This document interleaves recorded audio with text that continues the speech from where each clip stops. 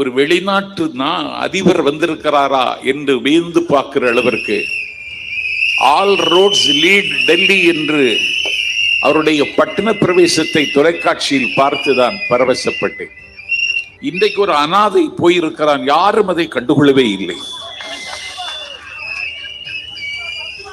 அண்ணாவுக்கு 18 ஆண்டு காலம் தேவைப்பட்டது, மக்கள் திலகம் எம்ஜிஆருக்கு 5 ஆண்டு காலம் தேவைப்பட்டது, எங்கள் தலைவர் தளபதிக்கு 3 ஆண்டு காலம் தான் தேவைப்படுகிறது என்பதை 2026 நான் நிரூபிக்க போகிறேன்.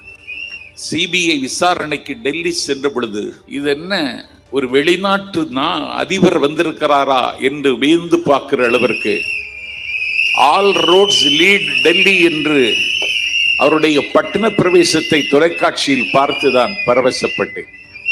இன்றைக்கு ஒரு அனாதை போயிருக்கிறான், யாரும் அதை கண்டுகொள்ளவே இல்லை.